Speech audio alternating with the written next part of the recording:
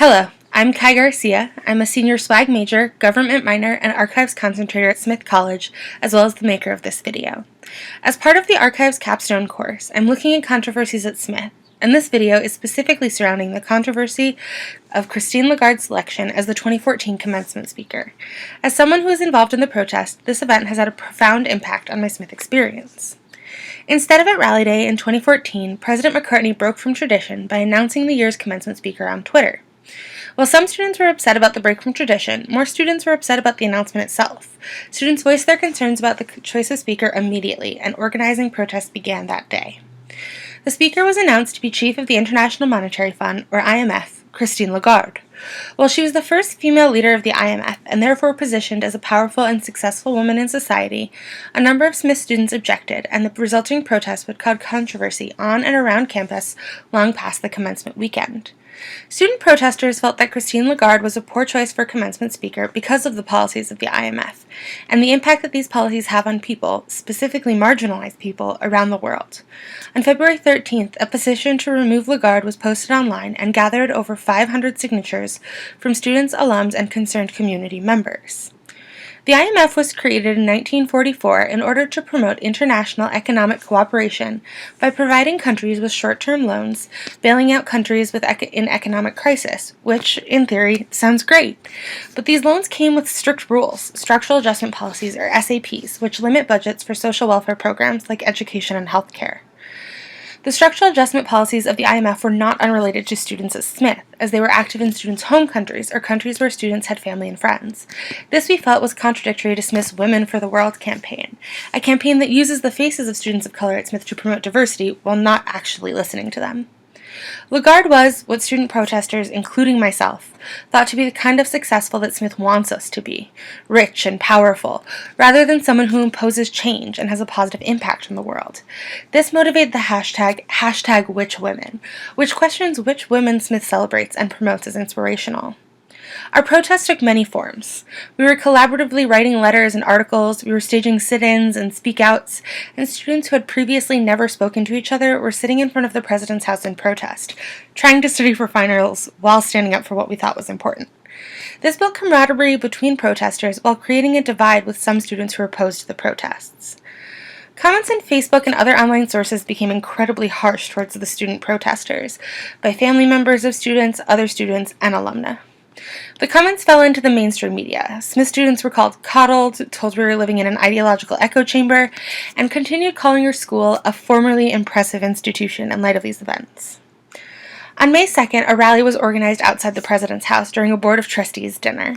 Demanding we be heard, over 60 students stood outside with signs, and when President McCartney and a couple trustees came outside, students spoke about why this was important to them. Overall, we felt like we weren't being heard. Post-its were placed on the door of the president's house on May 6th by about 10 demonstrators. They said things like, "Just because she's powerful doesn't mean we want her here, and this is not what we learned in SWAG," commenting on the fact that our intro study of women and gender classes teach about the oppressive actions of the IMF and the detrimental effects of structural adjustment policies. To some, this demonstration was seen as childish, and they condemned us on Facebook and websites like Smith Confessional, and the action was put into the campus police log as harassment. Student protesters faced backlash from their peers for what they thought was ruining commencement. In a community such as ours, small, close-knit, this was painful, but we weren't done yet. On May 8th, students involved in the protest began calling and emailing the IMF, Christine Lagarde, President McCartney, and the Board of Trustees. This is a copy of the email that I sent to President McCartney and Christine Lagarde, where I wrote about why I was involved in the demonstrations, and asked President McCartney to reconsider the commencement speaker. On May 12th, Christine Lagarde stepped down in order to, as she said, preserve the celebratory nature of the day. She was replaced by Ruth Simmons, a former president of Smith College and the first African-American woman to head a major college or university when she took over for Mary Maples Dunn here at Smith in 1995.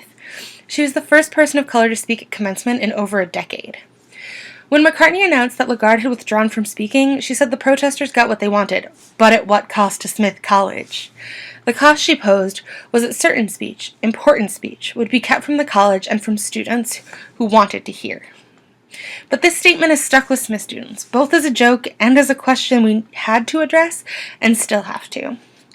An open letter was written by a group of protesters and signed by over 250 Smith students in response to McCartney's email.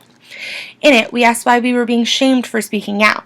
Why were we, Smith students, being told to keep silent so that someone else's voice could be heard? Someone whose position we felt was against us and against what our view of Smith's mission was. The cost to Smith College, we decided, was that student voices weren't being heard. The lack of support from administration was expected, but it was difficult to face disappointment from faculty in the form of 2 signed letters. However, no professors from the departments of SWAG, Sociology, African American Studies, or Latin American Studies had signed these letters. These we felt were the departments that were relevant to our cause. Smith's commencement controversy didn't happen in a vacuum. Rutgers and Brandeis were also involved in rescinding offers to commencement speakers or having them withdraw that year. We were shamed by the national media, and I was hurt that, in light of us voicing our concerns, President McCartney called her own students out on NPR for having a lack of tolerance. It's true, I do have a lack of tolerance. I was involved in the protest because I did not want to sit back and tolerate a school that I had wanted to go to since I was 14, putting up an image of success that I saw as violent and oppressive. The cost of the protest was that I learned a lot about myself, my school, and the people around me. I learned that I won't back down from what's important to me. The importance of this controversy and my Smith experience is evident in what I'm doing today. For my capstone project for the Archives concentration, I'm focusing on Smith protests, and I'm focusing on this moment. I'm collecting information, documents, articles, pictures, anything that documents that in 2014, like in 1986 and many times before, Smith students stood up for what was important to them and made change happen. Thank you.